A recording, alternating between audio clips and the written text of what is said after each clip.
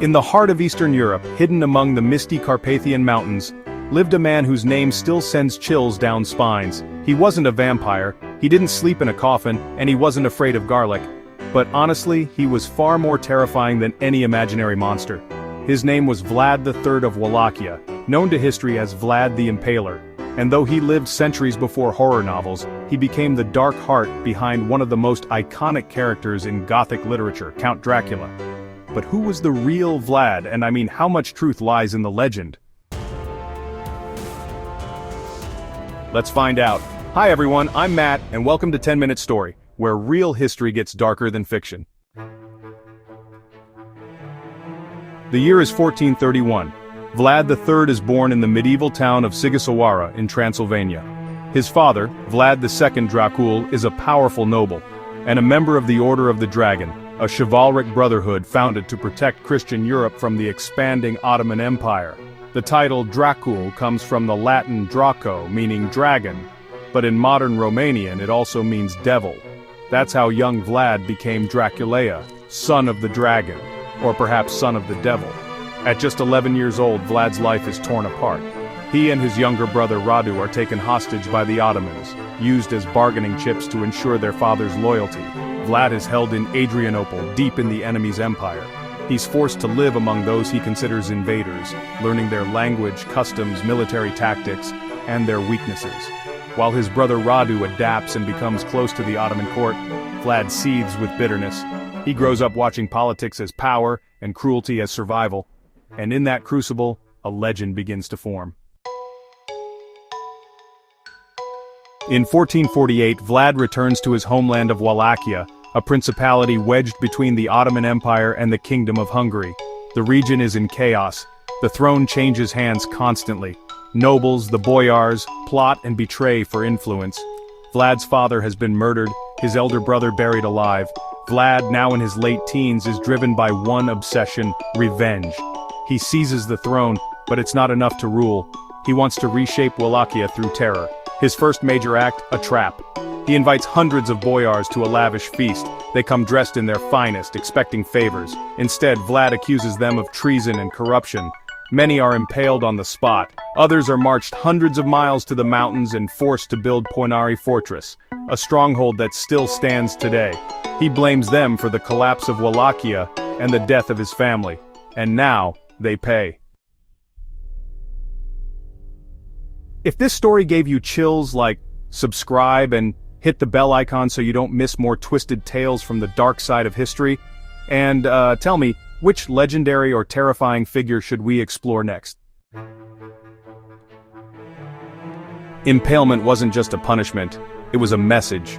Vlad's favorite method of execution was designed for maximum pain, spectacle, and symbolism. Victims were impaled with wooden stakes, sometimes rounded, sometimes sharpened, inserted from behind, carefully angled to avoid major organs. This meant death didn't come quickly. It came slowly, agonizingly. It could take hours, sometimes days. Some were impaled vertically, others upside down. Some staked through the abdomen, others through the chest or even the mouth. The stakes were displayed publicly, at the entrance to cities, along roadsides, outside castles. According to contemporary accounts, tens of thousands of people were impaled during Vlad's reign. Criminals, rebels, political rivals, Ottoman prisoners, even poor people accused of laziness or theft. It wasn't just cruelty, it was psychological warfare. A legend tells of an Ottoman army retreating in horror after seeing a forest of 20,000 impaled corpses near the capital of Targovist. Vlad didn't just rule through law, he ruled through terror. But how did this ruthless medieval ruler become the inspiration for a vampire? Fast forward to 1897. An Irish author named Bram Stoker publishes Dracula, a chilling novel about a mysterious nobleman from Transylvania who drinks blood, commands wolves, and lives forever in the shadows. Stoker never visited Romania, but he read 19th century sources about Vlad III, particularly references to the name Dracula and the tales of impalement. The fictional Count Dracula and Vlad the Impaler aren't one and the same, but honestly the overlap is undeniable. Both are Carpathian princes, both are brilliant, dark, and commanding, both use fear as a weapon, and both are obsessed with blood, one literally, the other symbolically. Where Vlad ruled by spilling blood, Dracula thrives on drinking it. The historical monster became a literary myth, and in doing so, achieved a twisted kind of immortality. Did Vlad really drink blood? Well, there's no historical proof, but honestly, the rumors are chilling. Some German and Slavic chronicles claimed Vlad would eat meals surrounded by impaled corpses, dipping his bread in their blood. Others said he smiled while watching prisoners die, taking a grim satisfaction in suffering. But, we have to be cautious. Many of these sources were written by enemies, Saxons, Ottomans, or Western Europeans who feared Vlad's power and brutality. In many cases, they had political reasons to exaggerate his cruelty. In Romania, though, the image is different. Vlad is still considered a national hero, a defender of the realm, a man who stood against Ottoman domination, imposed order, and punished corruption. To some, he was a tyrant, to others, a just ruler in cruel times.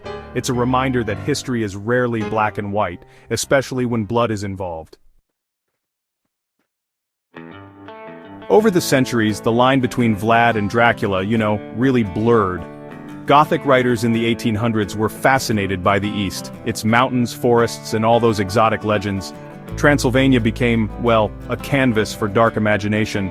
Stoker's Dracula was a success for sure, but honestly, it was Hollywood that made the vampire immortal. In 1931, Bela Lugosi gave Dracula a voice and a face. Since then, the character has appeared in hundreds of films and series. From Christopher Lee to Gary Oldman, from Hotel Transylvania to modern horror, Dracula just keeps changing. But behind the cape and the fangs is a real man, a prince who ruled with terror, who inspired stories honestly too dark to be forgotten. Vlad the Impaler died in 1476, likely in battle against the Ottoman Turks. But even his death is, a mystery. Some say he was killed by his own men, maybe because of betrayal. Others say he was beheaded, and his head sent to the Sultan as a trophy. And his burial place? A tomb at Snagov Monastery just north of Bucharest, is traditionally said to hold his remains. But when archaeologists opened it, it was empty.